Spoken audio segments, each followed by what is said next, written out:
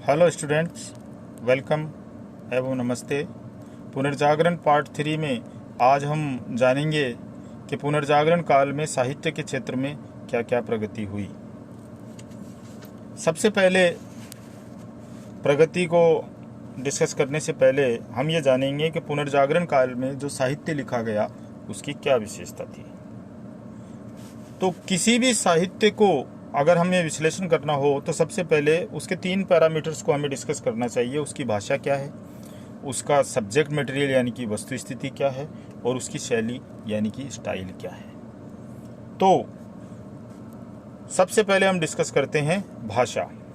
आप सब लोगों को विदित है कि मध्यकाल में यूरोपीय जो साहित्य है वह लैटिन भाषा के प्रभाव में था। जिस प्रकार भारत में जो क्लासिकल लैंग्वेज है वो संस्कृत मानी गई है, और एक समय में जो साहित्य का सृजन हो रहा था भारत में प्राचीन काल में वो संस्कृत भाषा में ही था।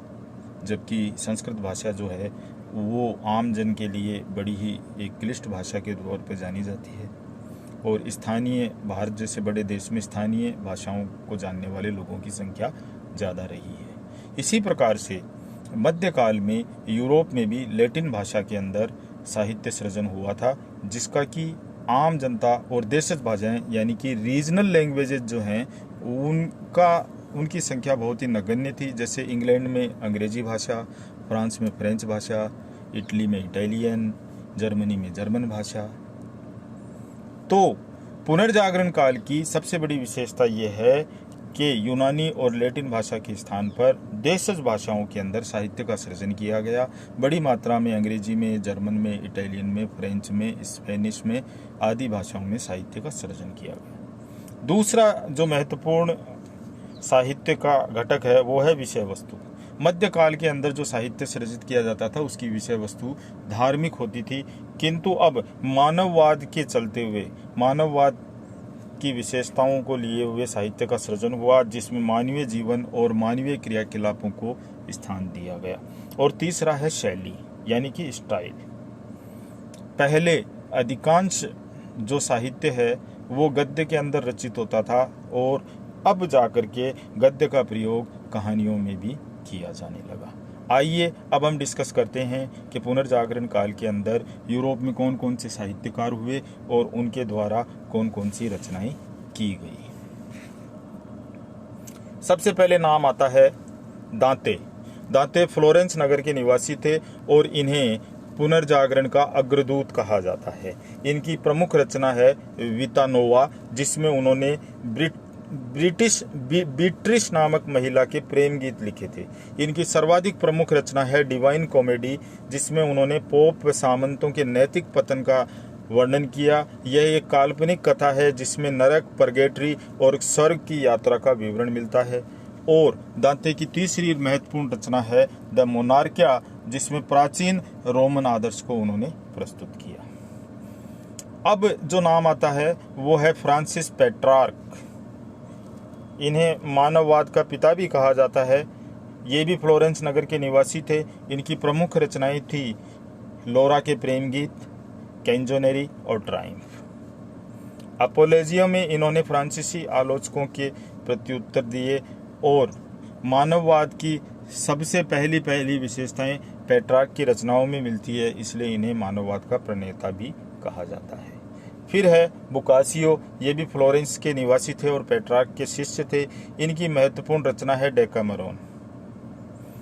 1348 ईस्वी में जबकि यूरोप में भयंकर प्लेग फैल गया था, तब 7 महिलाएं और 3 पुरुष जो हैं वे प्लेग से बचने के लिए एक कमरे में अपने आप को बंद कर लेते हैं, और 10 दिन तक लगातार समय व्यतीत करने के लिए प्रतिदिन प्रति व्यक्ति एक कहानी सुनाता है। इस प्रकार यह 100 कहानियों का संग्रह है और इसका नाम है डेकामेरॉन।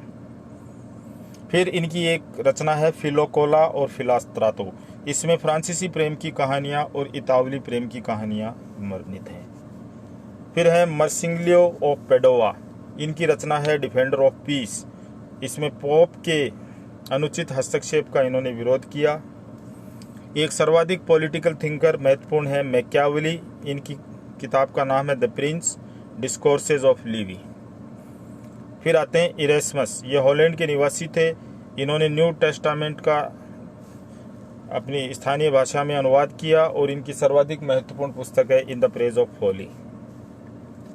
फिर है इंग्लैंड के चौसर, इनकी किताब है कैंटरबरी टेल्स, इन्हें सोनेट का जन्मदाता भी माना जाता है।